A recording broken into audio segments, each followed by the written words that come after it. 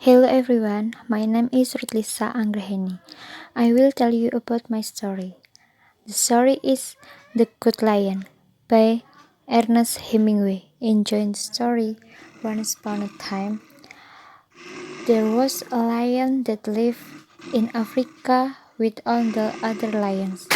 The other lions were all pet lions, and every day they eat zebras and wildebeest and every kind of antelopes. Sometimes the bad lion ate people too.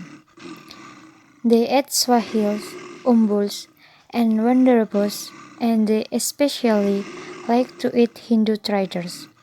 All Hindu traders are very fat and delicious to a lion, but this lion that we love because he was so good had wings on his back.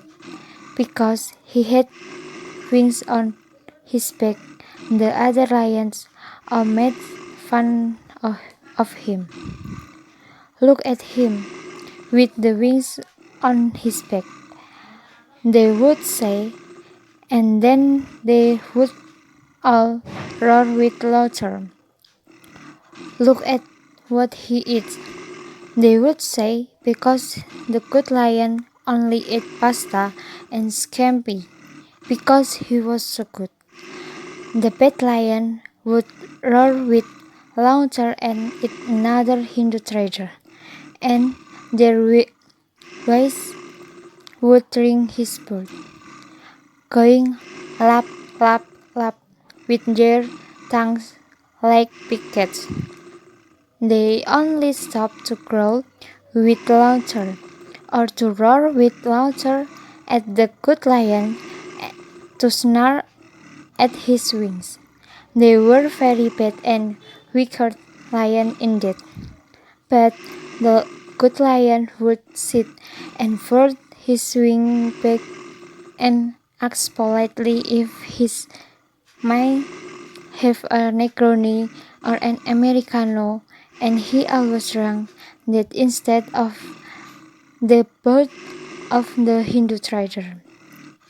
One day he refused to eat egg Masai kettle and only ate some tequila and drank a glass of Podomoro.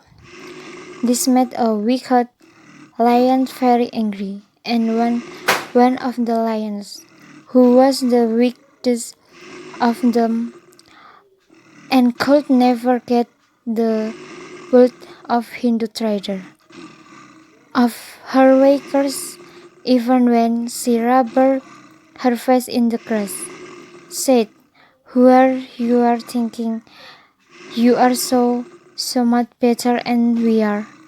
Where do you come from? You pasta eating lion? What are you doing here anyway?" She growled at him and they all roared without longer. My father lived in city, where he stand under the clock tower and looked down on the thousand pigeons, all of whom are his subjects. When they fly and make a noise like a rushing river.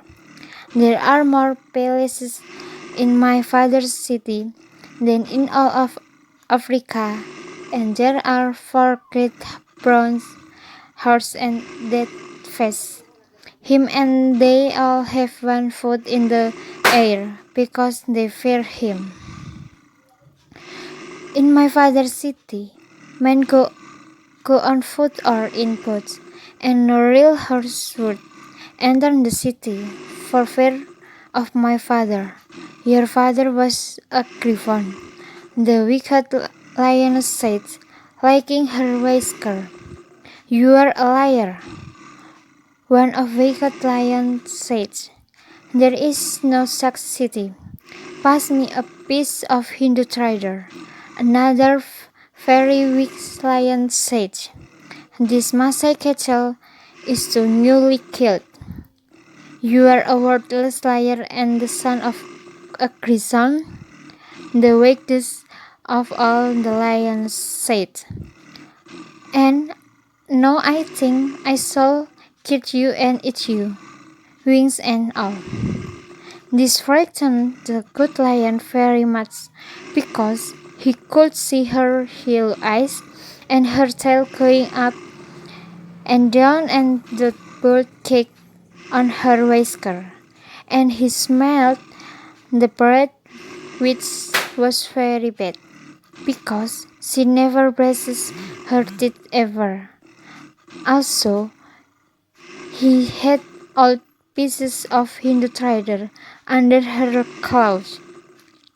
Don't kill me, the good lion said.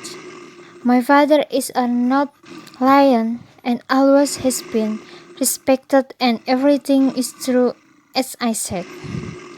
Just then the wicked lion sprang at him, but he rose into the air on his wing and circled the group of wicked lions once, with them all roaring and cooking at him. The looked down at and thought, what savage these lions are. They circled them one more to make them roar more loudly. Then he shouted loud so he could look at the eyes of the wicked lioness who rose on her hind legs to try and catch him. But she missed him with her claws. Adios, he said, for he spoke beautiful Spanish, being a lion of culture.